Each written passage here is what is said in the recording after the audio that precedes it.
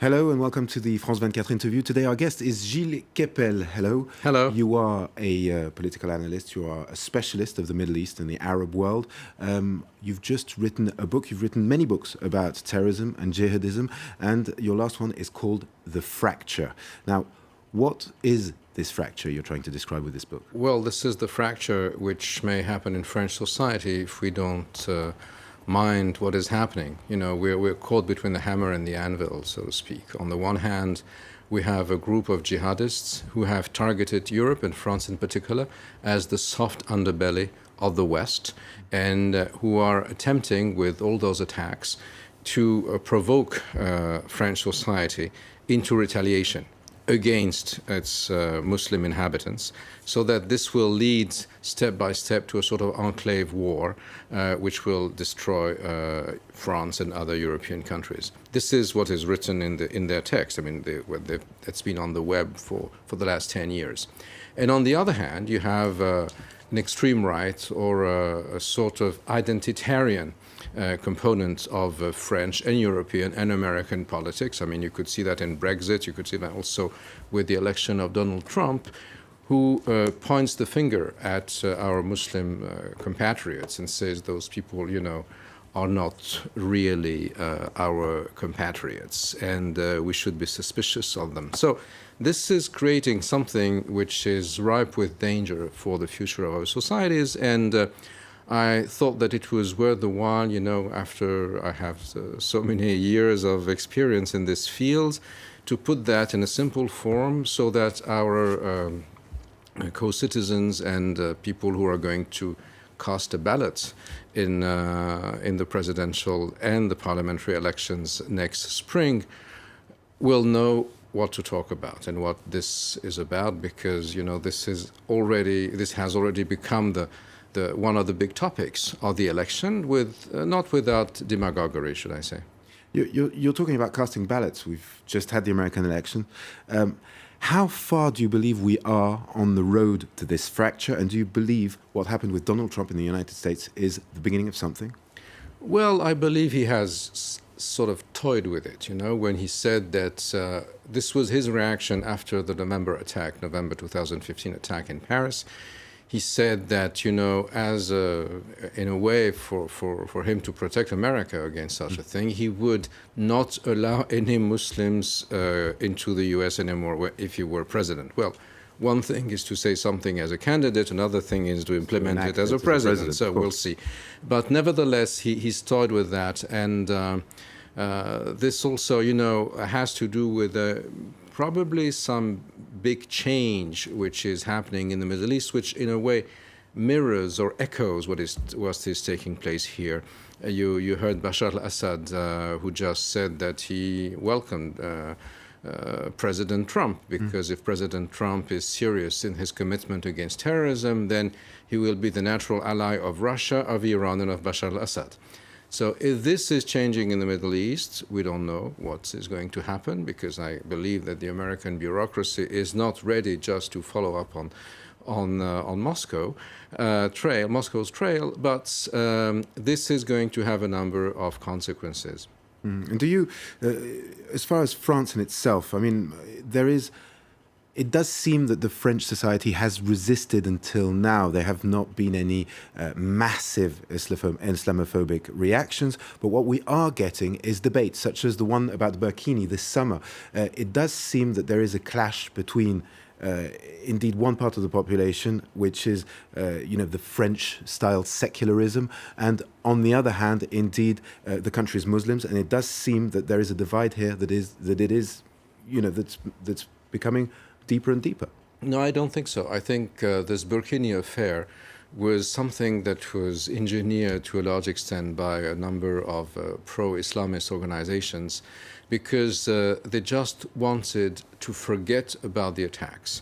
They didn't want the attacks to be in the debate. Remember that the burkini affair took place on the beaches of the French Riviera just a few days after the last attack in Nice on the Promenade des Anglais, on Bastille Day, when Mohamed Lahouej Bouhlel drove a truck into the crowd and killed 86 people, among which 30 who were Muslims. And then, you know, let's say that for overnight, France, that was the victim, that was, you know, everybody was saying that. Yeah, absolutely. Yeah, exactly. And suddenly, overnight, it became the executioner. And France became a gulag for Muslims, and French secularism, or laïcité as we say, was perceived as its Stalinist doctrine, which is not the case. I mean, this debate about burkini was largely obscene. We had 239 people who died on French soil between Charlie Hebdo and the assassination of Father Jacques Hamel in Normandy in July 2016. And then we had this thing about this piece of cloth, which I think has to be put back into perspective, really.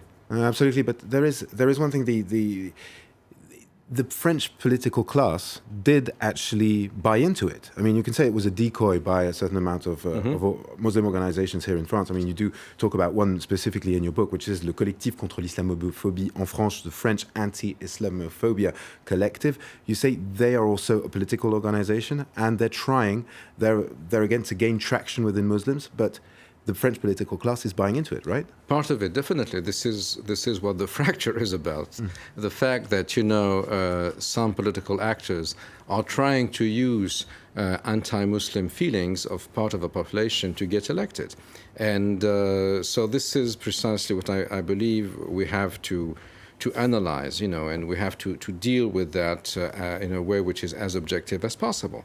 And, you know, people are not everybody is compelled to agree with me. But this is part and parcel of the debate. And I would like this political debate that we have on the, you know, as we're going to have those very important elections for our fate in an environment which is changing, when, you know, the European Union is called into question from all parts.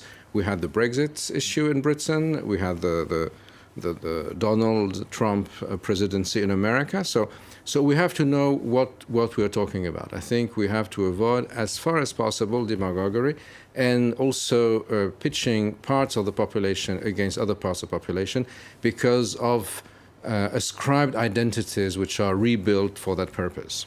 But what do you believe then should be the message of our political class here in France at the moment? Well, jihadism is very important, but it is also a symptom. It's not the ultimate thing, you know. If we didn't have 40% of kids in disenfranchised banlieues who do not find a job, and then who are fodder for those radical movements, who believe that, you know, Mosul and Raqqa, or maybe before they were being carpet bombed, were the sort of radiant future of mankind, then, you know, we wouldn't have that. And then the first issue, I believe, should be reforming in depth our education system, and also having a reform of our ruling class. I believe that France is ruled now by a sort of aristocracy of senior bureaucrats who are very far away from what is taking place in the banlieues and in the housing projects. And if we are unable to perceive that our society has to be reunited in a way that gives upward social mobility opportunities to a number of people who don't have them anymore, we're going to go into the fracture. Talking about Raqqa and Mosul, you just talked about them a minute ago. The fact of, you know, the campaign for Mosul is ongoing. Raqqa is going to start soon, or has started. But in any case, how do you reckon the fact of retaking Mosul, reseizing Mosul from the Islamic State group, or retaking Raqqa is going to make a difference? If they're no longer in Raqqa and Mosul, what should it change? Yeah, it should, but we don't know exactly at what level, because, you know, it was their utopia. And originally, they don't do that anymore because of the bombings now and the fighting, but originally they would air videos on the channels of the various channels of the Islamic State saying, you know, this is paradise on earth. Now they can't do it anymore. And you know, everybody is running for shelter. Now, two options. A, they are not going to be able to manipulate, to incite people in Europe to attack, to kill, like we know that, for instance, the assassination of Father Hamel was organized via the Telegram and the private channel Telegram. So this, the guys there are running for their life, so they can't do it. But B, we may have a number of sympathizers here who say, look at what is happening there. Our children are being killed by the Crusader coalition, so we have to retaliate with a vengeance on French and European soil. This is what they tried to do in 2016. They would say, the reason that Father Hamel was executed, or this policeman, or the Bastille Day, what happened in Germany, was because it was a retaliation against the bombings of the Crusader so-called Crusader coalition in Mosul and Raqqa. And definitely there are some people who are who really want to do it again, but do they have the capacity anymore? This is the big question mark. Thank you very much. That's all we have time for right now. Thank you very much for watching.